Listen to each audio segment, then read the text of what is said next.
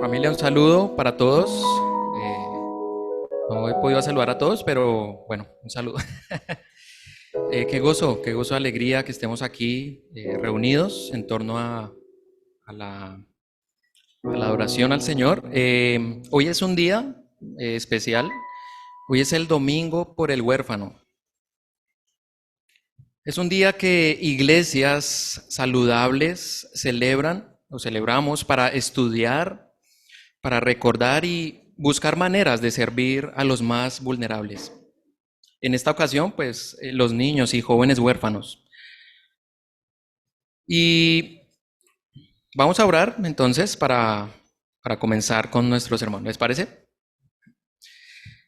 Amado Señor, te damos gracias por la oportunidad que nos das de estar aquí reunidos como tu iglesia. Te adoramos, Señor, te exaltamos.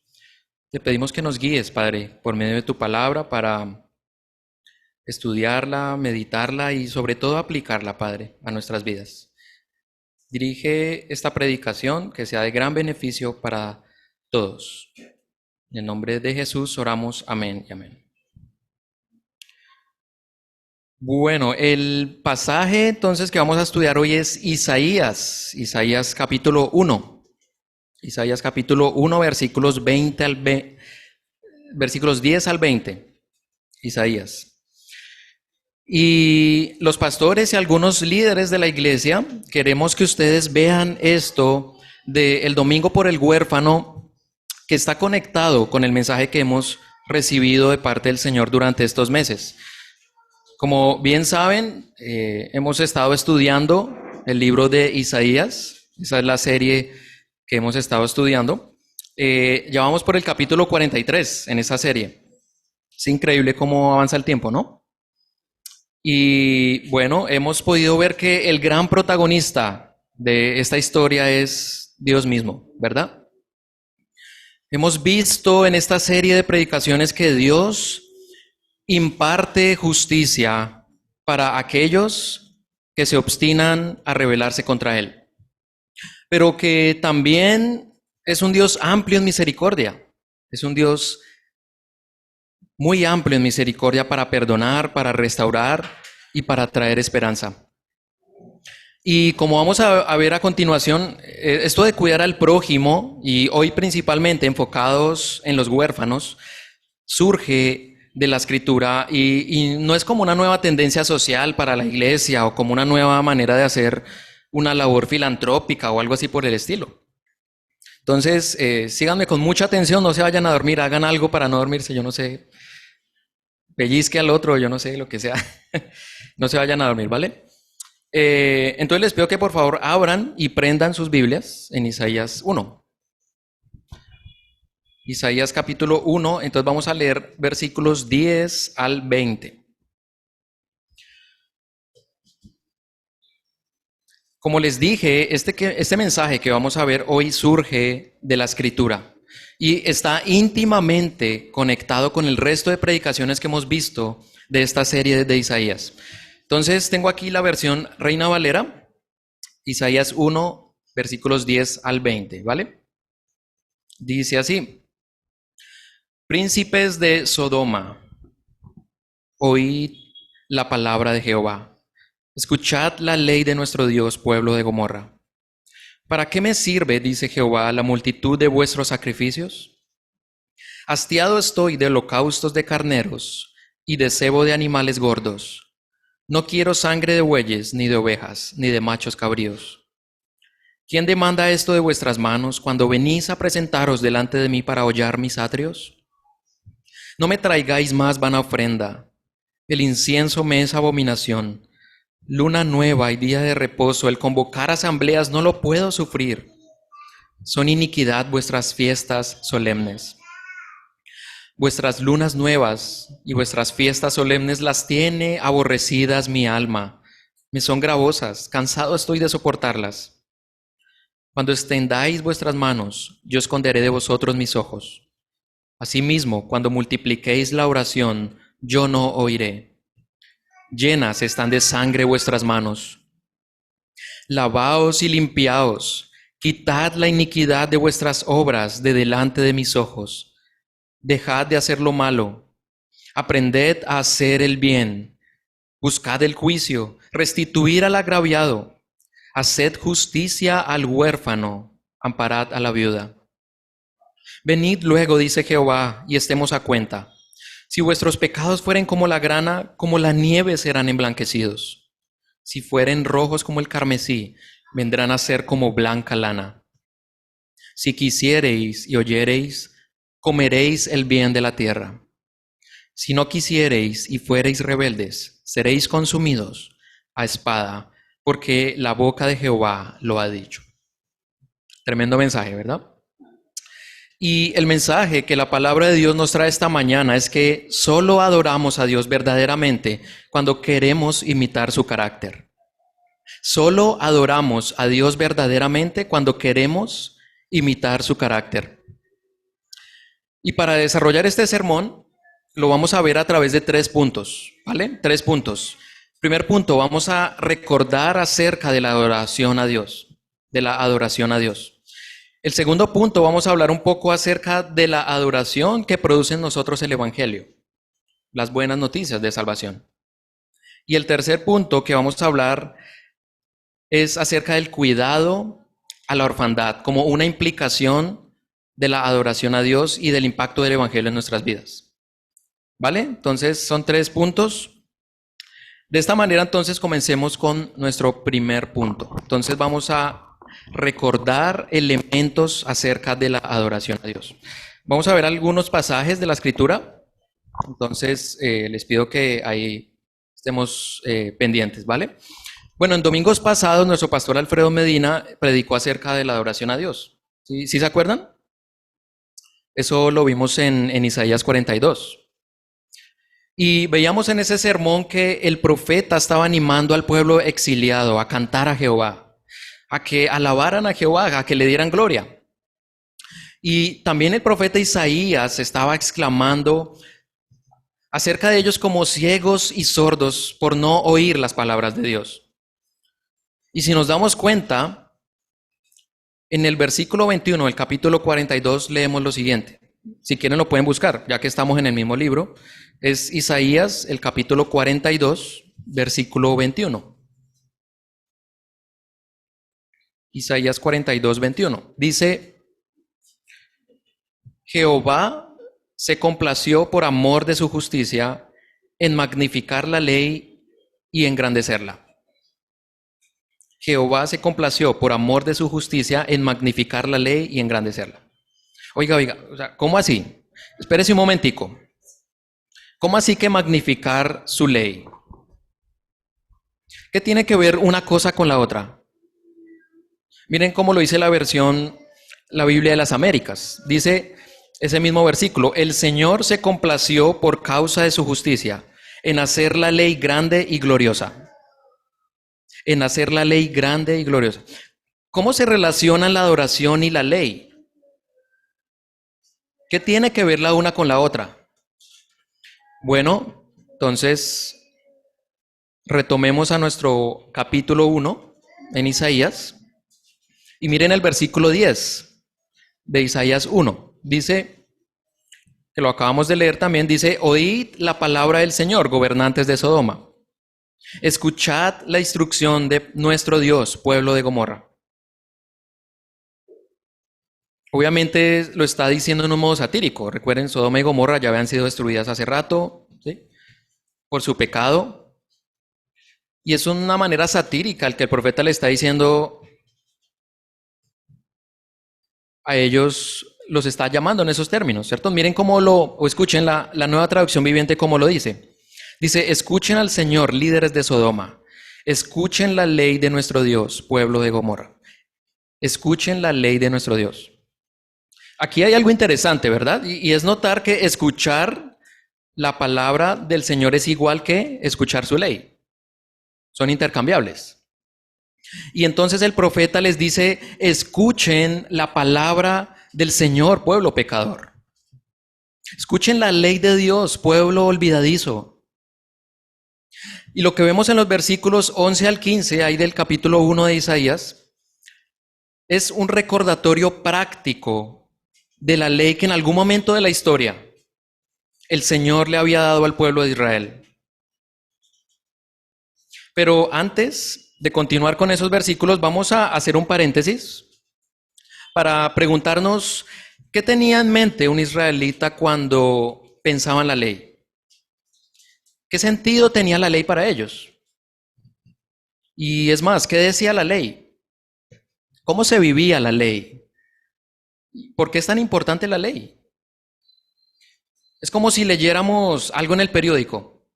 Nosotros latinoamericanos, ¿cierto? Dice, el prócer Simón Bolívar fue el primer presidente de Colombia y con todo defendió la soberanía de algunos países de Sudamérica.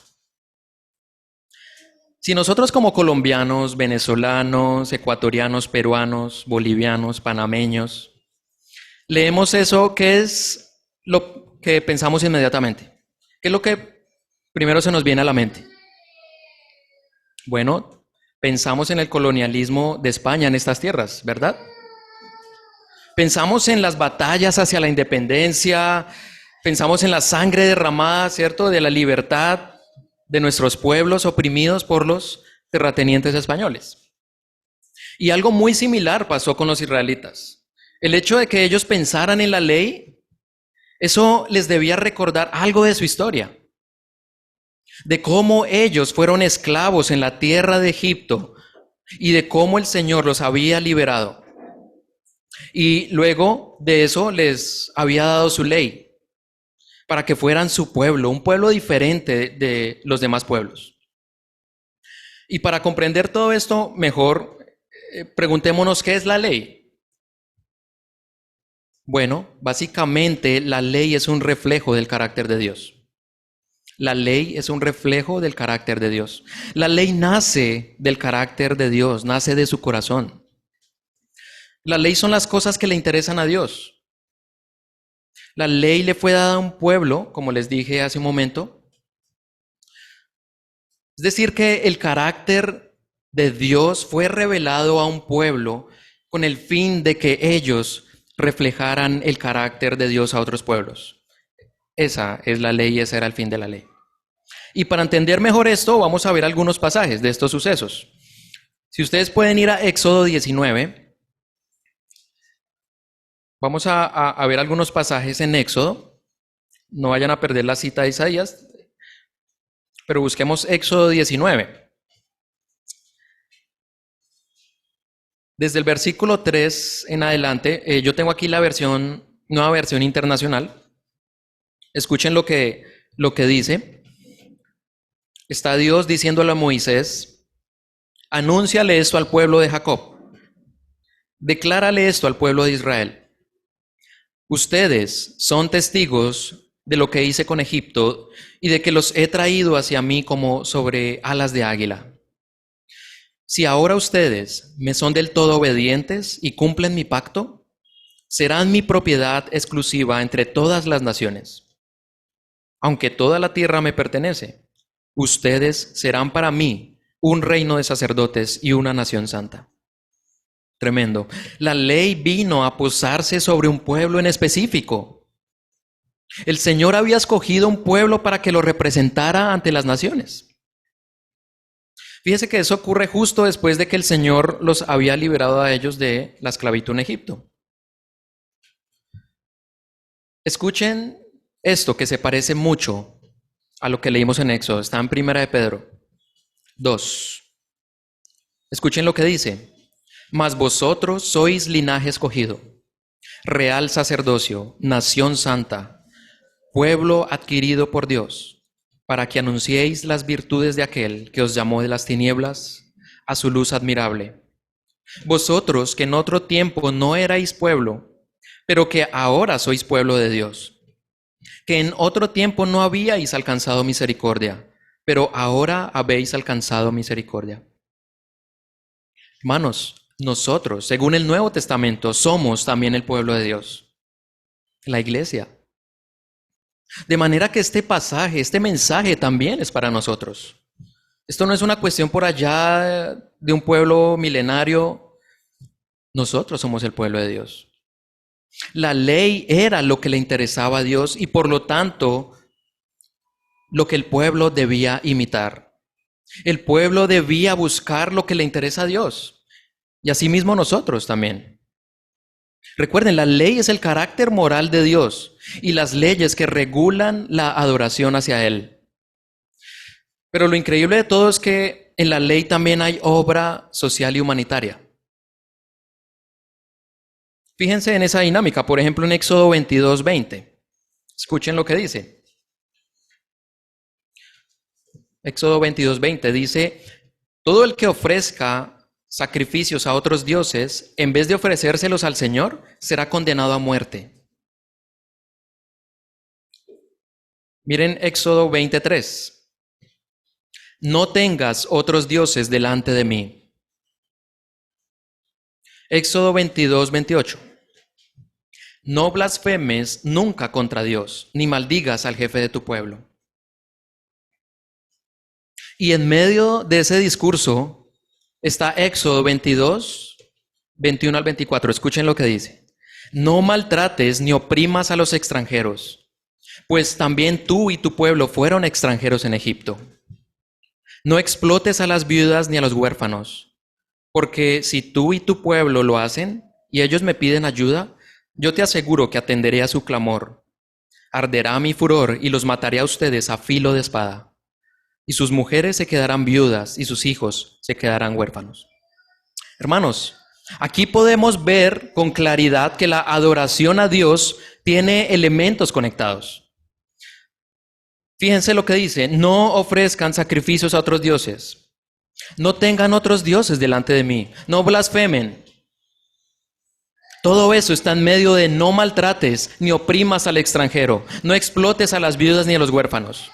¿Se dan cuenta de la conexión?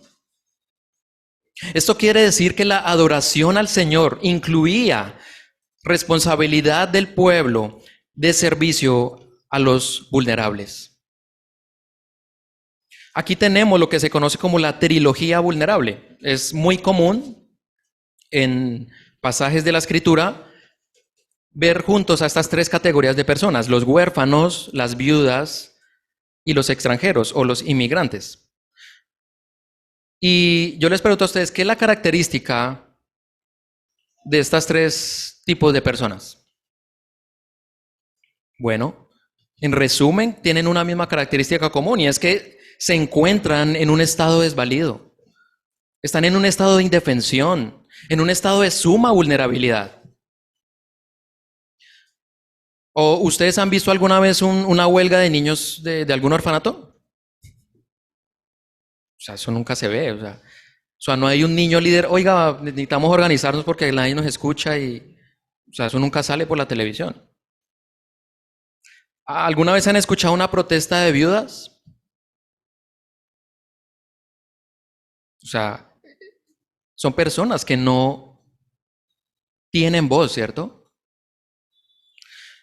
Esto nos enseña que la ley del Señor muestra el carácter de Dios y que también Dios es un Dios bueno, que se interesa por los vulnerables.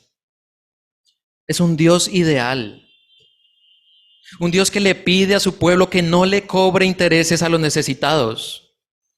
Eso es bien diferente a lo que vemos hoy en día, ¿no? Algunas entidades se lucran mucho más de los desfavorecidos. Tranquilo, te alargamos la cuota y la letra chiquita te alargamos también los intereses. La ley de Dios nos enseña que no se puede ser piadoso, no se puede ser un verdadero adorador del Señor y estar desentendido de los necesitados y de los vulnerables. La adoración a su nombre incluye la responsabilidad de servicio a los vulnerables. Yo no puedo decir, yo voy a la iglesia, yo estoy bien con mi Dios, yo leo la escritura, y que los necesitados, pues no sé, allá ellos, no sé, que se las arreglen, no sé cómo. Esta dinámica de adoración a Dios también la vemos en el libro de Deuteronomio. Recordemos Deuteronomio, ¿sí? El último libro del Pentateuco, tiene la intención de recordar y de recapitular la ley, ¿verdad? Tal vez Moisés tenía en mente hacer algunas aclaraciones de la ley que ya había sido dada por Dios. Pero de todas maneras, notemos que en Deuteronomio 24, por ejemplo, habla de esa dinámica que les hablé. En Deuteronomio 24. La dinámica que aunque la adoración a Dios está estipulada con actos espirituales y hasta ceremoniales también, de todas maneras la ley también contenía un ingrediente grande de amor hacia el prójimo. Escuchen lo que dice Deuteronomio 24, 19 al 21. Yo tengo aquí la nueva versión internacional. Dice, póngale mucha atención. Cuando recojas la cosecha de tu campo y olvides una gavilla, no vuelvas por ella. Déjala para el extranjero y el huérfano y la viuda. Así el Señor tu Dios bendecirá todo el trabajo de tus manos. Cuando sacudas tus olivos, no rebusques en las ramas. Las aceitunas que queden, déjalas para el extranjero, el huérfano y la viuda. Cuando coseches las uvas de tu viña, no repases las ramas. Los racimos que queden, déjalos para el inmigrante, el huérfano y la viuda. Aquí podemos ver, ¿cierto?, que después de la cosecha hay un acto de justicia. Es decir, lo justo era que el vulnerable pudiera recoger algo de lo que quedaba de la cosecha. Eso era lo justo. Miren cómo lo dicen los versículos anteriores en Deuteronomio 24, pero versículos 17 y 18. Escuchen lo que dice. No le niegues sus derechos al extranjero ni al huérfano, ni tomes en prenda el manto de la viuda. Recuerda que fuiste esclavo en Egipto y que el Señor tu Dios te sacó de allí. Por eso te ordeno que actúes con justicia. Eso es algo bien diferente a lo que pasa hoy en día, ¿no? Una persona necesitada, bueno, no sé, empeña ese electrodoméstico y después nos...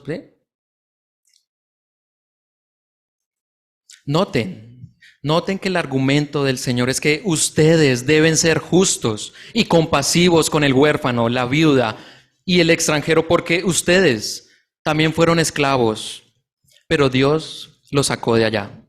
Esa era la dinámica. Básicamente, estos versículos nos están comunicando que la justicia que Dios ordena se debe hacer sin acepción de personas. ¿Se acuerdan de la ilustración que nos daba el pastor Jonathan hace 8 días? ¿Qué tal si Messi entra por esa puerta?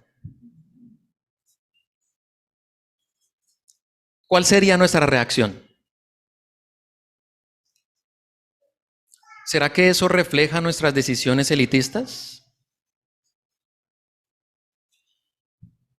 Pero también notemos que estos versículos, ¿cierto?, que la manera de honrar a estas personas era darles oportunidades para su subsistencia. No se trata de un paternalismo, como lo hacen muchos de nuestros gobiernos, ¿cierto?, que están regalando cosas, luego se quedan sin fondos, entonces tienen que imprimir plata, emitir dinero, luego inflación, cantidad de problemas. Con Dios es diferente. El hecho de que los vulnerables tuvieran que ir a recoger lo que quedaba de la cosecha era un trabajo, era un medio de honrarlos, de darles valor. Ellos debían esforzarse por ir a recoger. No es que el papá gobierno me esté dando a mí. ¿Saben qué pasa cuando nos regalan todo? Que nos están diciendo, tú eres tan inútil que tenemos que darte las cosas. Pero con el Señor no es así. El Señor busca honrar a los vulnerables.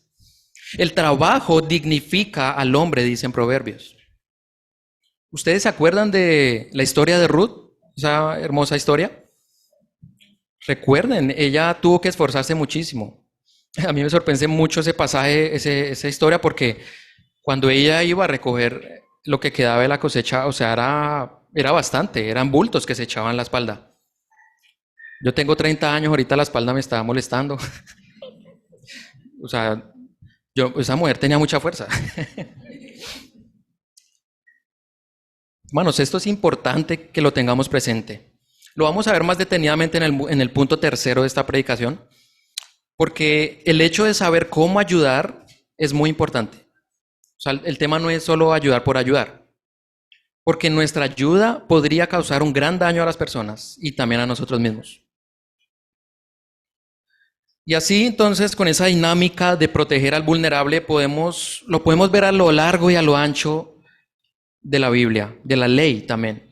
Otro ejemplo así rápido es pensar en Deuteronomio 26.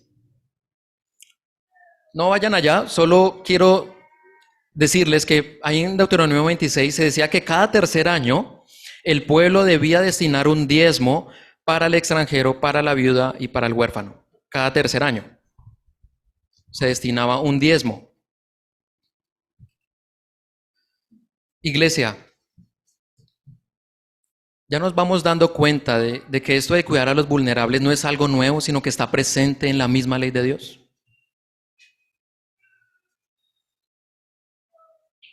Esto no es un pasaje aislado de la Escritura, no, está en la ley de Dios. Ahora entonces regresemos al pasaje de Isaías 1, que es nuestro pasaje central. Isaías 1. Ahí ya terminamos el paréntesis que les decía, ¿cierto? Del tema de la ley, de la adoración. Ya vimos que aquí el profeta Isaías, ¿cierto? Está realizando una denuncia al pueblo. Básicamente les está diciendo algo como: escuchen, pueblo olvidadizo, escuchen la ley de Dios. Y leamos Isaías 1 del 11 en adelante. Isaías 1, versículo 11 en adelante. Miren la indignación del Señor. Dice: ¿para qué me sirve, dice Jehová, la multitud de vuestros sacrificios? Hastiado estoy de holocaustos de carneros y de cebo de animales gordos. No quiero sangre de bueyes, ni de ovejas, ni de machos cabríos. ¿Quién demanda esto de vuestras manos cuando venís a presentaros delante de mí para hollar mis atrios? No me traigáis más vana ofrenda. El incienso me es abominación. Luna nueva y día de reposo, el convocar asambleas no las puedo sufrir, son iniquidad vuestras fiestas solemnes. Vuestras lunas nuevas y vuestras fiestas solemnes las tiene aborrecidas mi alma. Me son gravosas, cansado estoy de soportarlas. Cuando extendáis vuestras manos, yo esconderé de vosotros mis ojos. Asimismo, cuando multipliquéis la oración, yo no oiré. Llenas están de sangre vuestras manos. Lavaos y limpiaos, quitad la iniquidad de vuestras obras de delante de mis ojos. Dejad de hacer lo malo. Aprended a hacer el bien, buscad el juicio, restituid al agraviado, haced justicia al huérfano, amparad a la viuda. Aquí vemos que Dios está indignado con un pueblo que pretende adorarlo, pero que realmente no lo está adorando. ¿Pero por qué? ¿Qué es lo que está pasando? ¿Por qué está tan indignado con ese pueblo? Si están presentando sus ofrendas, si están orando, si están haciendo sus sacrificios, si están cantando, si están dando sus ofrendas. ¿Por qué está Dios hastiado de ellos, de esos sacrificios que precisamente fue dado en Levítico, ¿no? ¿Qué es lo que está pasando? Y hermanos, como nosotros también somos el pueblo de Dios, la pregunta para nosotros es: ¿por qué Dios puede estar indignado con nuestras reuniones de adoración? De otra manera, ¿puede Dios estar indignado con nuestras reuniones de adoración? Si nos reunimos aquí todos los domingos a cantar, a escuchar la palabra, si traemos nuestra ofrenda, si nos conectamos los miércoles por Zoom para orar, si venimos al conversatorio los viernes y madrugas y oras todas las mañanas, hacemos un montón de cosas. ¿Cómo Dios puede estar indignado con eso? ¿No es acaso piadoso hacer todas esas cosas? ¿No es lo que Dios nos está pidiendo? Escuchen esta frase de una canción de un cantante cristiano que se llama Santiago Benavides. Es paisa, me hallo. Dice así, pone cuidado, esa parte de la letra dice: la religión puede ser muy bonita y de buen modo, pero con todo respeto es fachada del demonio si no lleva el sacrificio para servirle a los otros. La religión puede ser muy bonita y de muy buen modo, pero con todo respeto es fachada del demonio si no lleva el sacrificio para servirle a los otros. La verdadera religión implica tener compasión y consideración por otros. Los profetas del Antiguo Testamento son enfáticos en este tema, que la adoración y la fe no son simplemente una liturgia, sino también una consideración por los demás. La razón por la que Dios está hastiado de sus buenas acciones y de su adoración es porque ellos pretendían o pretenden adorar a Dios sin la consideración del prójimo, sin las necesidades del vulnerable. Miren cómo lo dice el versículo 17, ahí de Isaías 1. Dice, aprended a hacer el bien, buscad el juicio, restituid al agraviado, haced justicia al huérfano, amparad a la viuda. Miren cómo lo dijo el Señor, o escuchen, cómo lo dijo el Señor Jesús en Mateo 22, 35 al 40. Y uno de ellos, intérprete de la ley, preguntó por tentarle diciendo, o sea, estaba tentando al Señor. Maestro, ¿cuál es el gran mandamiento en la ley? Jesús le dijo, amarás al Señor tu Dios con todo tu corazón y con toda tu alma y con toda tu mente. Este es el primero y grande mandamiento. Y el segundo es semejante, amarás a tu prójimo como a ti mismo. De estos dos mandamientos depende toda la ley y los profetas. Más claro para dónde, ¿cierto? Más claro que el agua. ¿Cómo es posible que amar a Dios sea igual que amar al prójimo? No, espere un momentico. O yo amo a Dios o amo a los hombres, pero amarlos igual. Hermanos, la Escritura lo dice. El primer y gran mandamiento es amar a Dios. Y hay un segundo mandamiento que es igualmente importante. Lo dice la Nueva Traducción Viviente. Dice, hay un segundo mandamiento que es igualmente importante. Ama a tu prójimo como a ti mismo. Recuerden que estamos en el primer punto de la predicación, ¿verdad? ¿Cierto? Estamos recordando en qué consiste la verdadera adoración a Dios. Y lo que vemos en Isaías es que ellos, desde una perspectiva espiritual y litúrgica, estaban adorando al Señor. Pero realmente habían abandonado al Señor. ¿Cómo se ve ese abandono en maneras prácticas? Bueno, el abandono es que ellos quieren adorar a Dios sin la consideración del vulnerable y sus necesidades. No hacen justicia, no reprenden al ofensor, no defienden al huérfano, no abogan por la viuda. Y hermano, esto nos exhorta muchísimo a nosotros, Iglesia Impacto Bíblico, porque nosotros tendemos a ser sumamente individualistas como hombres. Cuando hablamos de adoración pensamos, esto es entre Dios y yo. Nuestra cultura es individualista. Tendemos a volver todo privado. Los cristianos le damos una importancia mayor a la devoción privada. No estoy en contra de los devocionales. Adoramos a Dios, pensamos, pero ni siquiera sabemos cómo se llama la persona que está a nuestro lado. Adoramos a Dios, pero no sabemos lo que le está pasando al hermano que nos rodea. Adoramos, pero no nos importa saber cuántos huérfanos hay en Santa Marta. En este pasaje de Isaías, la adoración implica hacerle justicia al vulnerable. La verdadera justicia de cuidar a los necesitados entre nosotros. Fácil. Entonces, abramos un orfanato, un ancianato y listo, todo solucionado. Chulito en la lista. ¡Ching! ¿Será que es así de sencillo? ¿Por qué no? Si el tema es hacer obras, pues nada, hagamos buenas obras, a ver si ese señor se contenta. ¿Cuál es el problema con eso? Bueno, esto nos lleva al segundo punto de nuestro sermón, ¿cierto? Y es que la adoración que produce en nosotros el Evangelio nos lleva a adorar a Dios. El segundo punto, la adoración que produce en nosotros el Evangelio. Hermanos, si el problema fuera tan sencillo como hacer más obras, entonces, ¿cuál es el problema? ¿Cómo solucionamos el problema de Israel acerca de ese dilema de su adoración a Dios? Familia, la solución va mucho más allá de obras. Es algo mucho más trascendental, más fundamental. Es algo mucho más de fondo.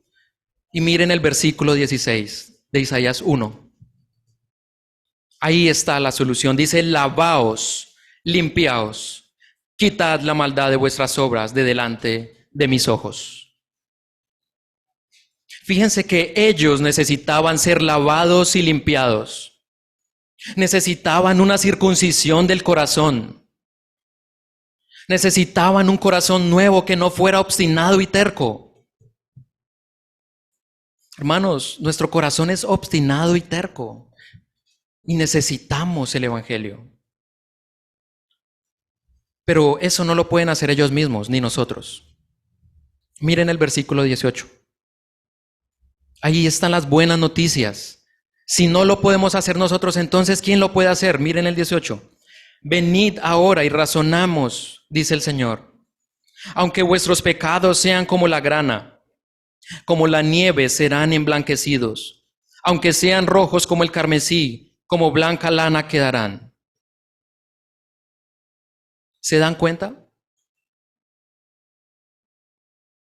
Ahí no está diciendo y creen orfanatos y hagan buenas obras. No. El Señor mismo va a limpiarnos, va a lavarnos.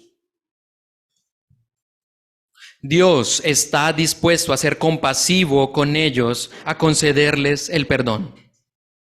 Dios está dispuesto a ser compasivo con ellos, a concederles perdón. Pero, ¿perdón de qué? ¿De qué necesitaban arrepentirse? Bueno, ellos necesitaban recordar que la compasión de Dios fue hacia ellos cuando ellos estuvieron en una situación desastrosa. Y que esa adoración incluía compasión a otros. Hermanos, la única manera de nosotros poder tener compasión por otros, por estos chicos que están huérfanos, es primero entendiendo quiénes éramos nosotros. Por favor, escuchen el Evangelio, fíjense, o escuchen en Efesios. Concéntrense mucho. Este es el Evangelio, iglesia. Efesios 1. Bendito sea el Dios y Padre de nuestro Señor Jesucristo, que nos bendijo con toda bendición espiritual en los lugares celestiales en Cristo, según nos escogió en Él antes de la fundación del mundo, para que fuésemos santos y sin mancha delante de Él, en amor, habiéndonos predestinado para ser adoptados. ¿Se dan cuenta? Hijos suyos por medio de Jesucristo, según el puro afecto de su voluntad, para alabanza de la gloria de su gracia, con la cual nos hizo aceptos en el amado. Familia, escuchen el Evangelio. En quien tenemos redención por su sangre, el perdón de pecados según las riquezas de su gracia, que hizo sobreabundar para con nosotros en toda sabiduría e inteligencia, dándonos a conocer el misterio de su voluntad, según su beneplácito, el cual se había propuesto en sí mismo, de reunir todas las cosas en Cristo en la dispensación del cumplimiento de los tiempos, así las que están en los cielos como las que están en la tierra. Familia, escuchen el Evangelio. En Él asimismo tuvimos herencia, habiendo sido predestinados conforme al propósito del que hace todas las cosas según el designio de su voluntad, a fin de que seamos para alabanza de su gloria, nosotros los que primeramente esperábamos en Cristo. Familia Impacto, escuchemos el Evangelio. En Él también vosotros, habiendo oído la palabra de verdad, el Evangelio de nuestra salvación, y habiendo creído en Él, fuisteis sellados con el Espíritu Santo de la promesa, que es las arras de nuestra herencia, hasta la redención de la posesión adquirida para alabanza de su gloria. Familia, escuchemos el Evangelio. Las buenas noticias, recordemos. No, yo ya tengo 30 años en el Evangelio, ¿para qué va? Yo necesito algo más profundo. Familia, escuchemos el Evangelio, recordemos. Y Él os dio vida a vosotros cuando estabais muertos en vuestros delitos y pecados, en los cuales anduvisteis en otro tiempo, siguiendo la corriente de este mundo, conforme al príncipe de la potestad del aire, el espíritu que ahora opera en los hijos de desobediencia, entre los cuales también todos nosotros vivimos en otro tiempo en los deseos de nuestra carne, haciendo la voluntad de la carne y de los pensamientos, y éramos por naturaleza hijos de ira, lo mismo que los demás. Familia, las buenas noticias. Pero Dios, que es rico en misericordia por su gran amor con que nos amó, aun estando nosotros muertos en pecados, nos dio vida juntamente con Cristo. Por gracia sois salvos. Y juntamente con Él nos resucitó y asimismo nos hizo sentar en los lugares celestiales con Cristo Jesús. Eso es lo que esperamos, ¿cierto? Cuando seamos glorificados. Para mostrar en los siglos venideros las abundantes riquezas de su gracia en su bondad para con nosotros en Cristo Jesús. Recordemos el Evangelio, familia. Porque por gracia sois salvos por medio de la fe, y esto no de vosotros, pues es don de Dios, no por obras, para que nadie se gloríe. Porque somos hechura suya, creados en Cristo Jesús, para buenas obras, las cuales Dios preparó de antemano para que anduviésemos en ellas. La verdadera adoración a Dios es una reacción de lo que Dios nos ha dado. La verdadera adoración es admirar a Dios por lo que Él es y lo que ha hecho por nosotros. La adoración no es venir aquí obligado los domingos. La adoración no es legalismo, sino no es obedecer por obedecer y porque me toca y... No, más bien la adoración es un producto del asombro que nos da al comprender esa maravillosa noticia de que Dios nos perdonó y de que ahora somos sus hijos. Escuchen este comentario. Dice, la obediencia funciona de muchas maneras, pero una forma efectiva de obediencia es por admiración. La obediencia es el producto del profundo asombro que tenemos por lo que Dios hace. Debería ser el efecto de la reflexión sobre quién es Dios y sobre sus obras poderosas. La rebeldía es tan peligrosa porque lo que le estamos diciendo a Dios cuando nos rebelamos ante Él es, tú no eres tan admirable, tú no eres tan asombroso como para yo querer imitarte. Pero el Evangelio nos recuerda que Dios es bueno, que Dios es grande, que es compasivo, que es amoroso. El Evangelio, las buenas noticias de salvación, es la mayor muestra de gracia que hemos recibido como creyentes. Miren el versículo 19 de Isaías 1. Esto es muy bonito, dice, si queréis y obedecéis, comeréis lo mejor de la tierra. ¿Recuerdan lo que vimos en Deuteronomio acerca de la cosecha? ¿Sí? ¿Se acuerdan más o menos? Cuando llegaba la cosecha, ellos recogían y no debían arrasar con todo, ¿cierto? Sino que dejar lo que quedaba para el extranjero, la viuda y el huérfano. Ellos habían sido esclavos en Egipto, ¿cierto? Y sin embargo, Dios los había bendecido con tierra, en la tierra prometida. Y cuando llegaron, gozaron de mucha prosperidad, gozaron de los frutos de una buena tierra. ¿Y qué vemos aquí, familia, en todo esto? Que si obedecen la ley del Señor, es decir, que si le adoran con sus corazones, que amen al desvalido, y entonces comerán de lo mejor de la tierra. Pero para que una persona adore de verdad a Dios debe ser limpiada.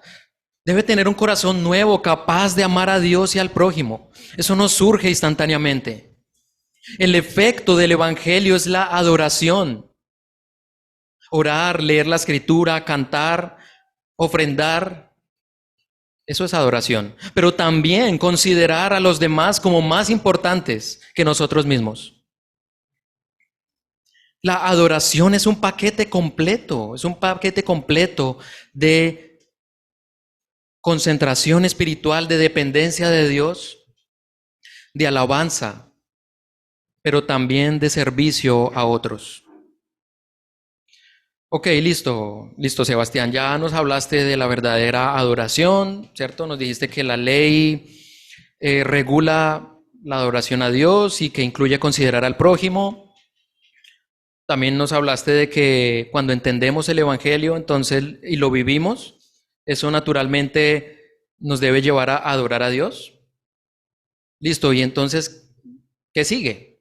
¿Qué hacemos? ¿Cómo podemos aplicar esto a nuestras vidas? ¿Nos ponemos a todos a dar mercados todos los días y a adoptar niños a la loca? Bueno, entonces aquí entramos en la parte práctica de este sermón. Porque listo, bueno, pues el cachaquito predica súper y chévere, pero ¿y qué? ¿Y yo cómo lo aplico a mi vida? ¿Qué tiene que ver la ley conmigo?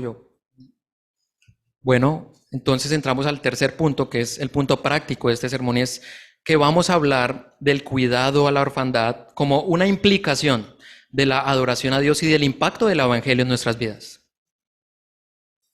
Escuchen lo que dice Santiago 1:27, el versículo con el que se abrió el culto. Nuevo Testamento, la religión pura y sin mácula delante de Dios el Padre es esta: visitar a los huérfanos y a las viudas en sus tribulaciones y guardarse sin mancha del mundo. La Nueva Traducción Viviente lo dice de esta manera, escuchen. La religión pura y verdadera a los ojos de Dios Padre consiste en ocuparse de los huérfanos y de las viudas en sus aflicciones y no dejar que el mundo te corrompa. Familia, no se me duerman. Recordemos que antes de Cristo nosotros éramos vulnerables y necesitábamos el Evangelio. Y para llegar a cuidar al huérfano, esto solo lo puede producir el Evangelio en nuestras vidas. La transformación es pública, pero comienza con algo interno de cada individuo. Esto no se trata de ir a un orfanato y de tratar de ser los salvadores de estos niños. Más bien es como lo dice un libro que estamos estudiando con los diáconos. El libro se llama Cuando ayudar hace daño. Fíjense lo que dice. Dice, en cuanto a la actitud que nosotros debemos de tener cuando estamos sirviendo a población vulnerable, es decirles, tú no estás bien. Tú eres un huérfano. Estás desvalido. Yo no estoy bien tampoco. Pero Jesucristo puede restaurarnos a ambos. ¿Se dan cuenta? Esto no es niños, ustedes están mal, yo estoy bien, dulces, regalos para todo el mundo. No. Es recordar que nosotros estábamos igualmente perdidos. Cuando Israel olvidó su historia, olvidó también a sus vulnerables. Y en cuanto a nosotros, ¿olvidaremos de dónde nos sacó el Señor? ¿Olvidaremos de dónde nos sacó el Señor? Porque la iglesia primitiva lo hacía y lo hizo por siglos. ¿Por qué ahora nosotros ni siquiera nos interesa el tema? Escuchen, eso fue en el siglo II, la apología de Arístides. Creo que era un griego y no era creyente, pero estaba observando a esos llamados cristianos en el Imperio Romano. Y escribía, esta persona: no adoran a dioses extraños y siguen su camino con toda modestia y alegría. La falsedad no se encuentra entre ellos y se aman, y de las viudas no rechazan su estima, y liberan al huérfano del que lo trata con dureza, y el que tiene le da al que no tiene sin jactarse. Tremendo. Familia, Dios nos escogió y no escogió al pueblo de Israel porque eran un gran pueblo, porque de hecho eran insignificantes, lo dice la Escritura. Dios no los escogió por sus buenas obras de justicia, porque de hecho eran un pueblo bien pecador y idólatra. ¿Se acuerdan del becerro de oro? Allá el pobre Moisés, allá intercediendo y llegan estos y, o sea, please. Una iglesia que no ayuda al vulnerable, de pronto es una iglesia que tiene una teología correcta acerca de Dios, ¿cierto? Pero no adora a Dios de corazón. Una iglesia que se asombra del Señor busca adorarle e intencionalmente servir a los vulnerables. Eso es algo intencional. Así vamos a querer ofrecer al huérfano una tierra, una familia más grande. Nosotros somos la familia de Dios, somos la iglesia. Queremos ofrecerle a los huérfanos seguridad, esperanza y un futuro estable. Familia, yo sé que todos no estamos llamados a adoptar. Es entendible. Pero como iglesia, todos estamos llamados a imitar a Dios. Si Dios hace justicia al huérfano, ¿cómo vamos a reflejar ese carácter entonces? De pronto no podemos adoptar o ser una familia sustituta o apadrinar un niño. Pero sí podemos apoyar a las familias que están caminando con esto. Ustedes saben que aquí hay 2 familias que están realizando esta labor, este ministerio. ¿Saben quiénes son? ¿Saben cómo ha sido el proceso? ¿Saben de sus necesidades? Familia, entre nosotros estamos haciendo esta labor, pero necesitamos saber quiénes están caminando con esto, ¿cierto? Puedes orar intencionalmente por esto y también para que haya un impacto específico por esto. La oración es muy importante, es crucial en esto. El punto es hacerlo porque Dios lo hace. No solamente como una manera de activismo de la iglesia. No solo, bueno, tocó hacer obra social, entonces hagámosle. No, ¿cierto? Entonces, implicaciones prácticas de este mensaje, familia. Tenemos la responsabilidad de cuidar a los huérfanos, al extranjero, al inmigrante y a los vulnerables. Nuestra misión no es sacar a todos los niños de la orfandad. Nosotros no podemos hacer todo eso. Sin embargo, nosotros, con nuestros dones, con nuestros talentos, nosotros podemos hacer muchas cosas.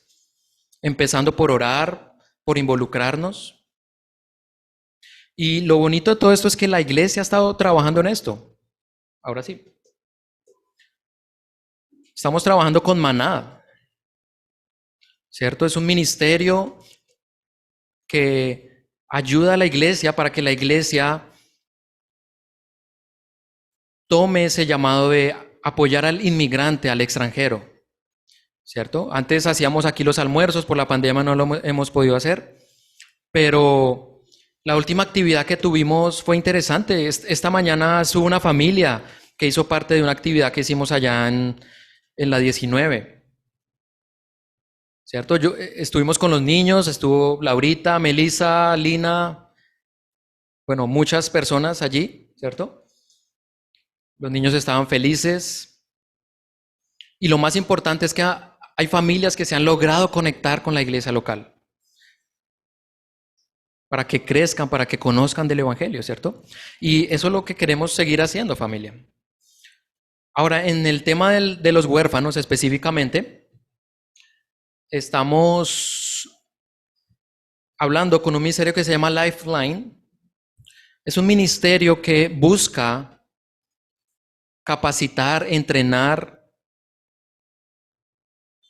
a la iglesia para que la iglesia tome ese llamado que le ha dado Dios de cuidar a la orfandad. Familia, esto no es que nosotros vamos a apoyar una ONG que está haciendo esto, no. El llamado fue dado a la iglesia. Y este ministerio es muy centrado en esto, es muy bíblico. La novia de Cristo es la iglesia. Nosotros somos la madrina, dicen ellos. O sea, ellos no son los protagonistas, la protagonista es la iglesia. Nosotros somos los que tenemos que hacer esa labor. Entonces, el siguiente año vamos a empezar con muchos programas, con capacitaciones, entrenamientos, para que vayan orando por eso, para que nos vayamos involucrando. Si alguien tiene algún conocimiento de un orfanato aquí en la ciudad, por favor háganoslo saber. Es muy importante empezar con un contacto aquí dentro de la ciudad para que como iglesia nos podamos ir involucrando en este ministerio también. Y seguir apoyando a nuestras familias, ¿cierto? Está nuestro hermano Miguel, nuestra hermana América, ¿cierto? Con sus 3 niñas hermosas que están haciendo este ministerio. Está nuestra hermana Lilibet, ella fue madre sustituta de un niño indígena, ahora está apadrinando a un niño. O sea, como iglesia estamos caminando en esto, pero queremos seguir haciendo esta labor. Necesitamos que todos nos involucremos en esto. No todos vamos a poder adoptar, pero necesitamos apoyarnos entre todos con esto. Entonces, espero que este sermón haya sido de gran edificación para nosotros, que nos haya recordado el Evangelio y nos ayude a amar al vulnerable. Vamos a orar y a continuación vamos a escuchar una canción que el grupo de alabanza va a tocar. Oh, amado Señor, te damos muchas gracias, Padre, porque tú nos adoptaste dentro de tu familia, Padre. Estábamos desamparados, sin una ciudadanía, sin Dios en el mundo, pero tú te dignaste por tu gracia, por tu misericordia, y nos extendiste tu mano para que nos arrepintiéramos, para que nuestros pecados fueran eliminados y borrados por medio de la sangre del Cordero que fue inmolado en la cruz del Calvario. Señor, ya que tú nos has dado tu Evangelio, esas buenas noticias de salvación, ayúdanos a hacer lo mismo con otros, Padre. Ayúdanos a amar a estos niños que no tienen familias, que están totalmente desamparados, que tienen la ayuda del gobierno, pero el gobierno no puede discipularlos a largo plazo. Esa es la labor que tú le has dado a la iglesia. Nuestra labor es amarlos, guiarlos hacia Cristo. Por favor, ayúdanos, Señor, como iglesia, a realizar este llamado, Padre. Porque tu ley es hermosa, tu ley refleja lo que tú eres y piensas. Y es amar y ser compasivo con otros. Ayúdanos, Señor, a acoger a estos niños, a jóvenes que cumplen su mayoría de edad y son arrojados del sistema como si no valieran nada. Sin familia, sin una profesión, sin un trabajo, sin afecto. Padre, ayúdanos, Señor. Te lo rogamos. A ti sea toda la gloria y la alabanza. En Cristo Jesús. Amén y amén.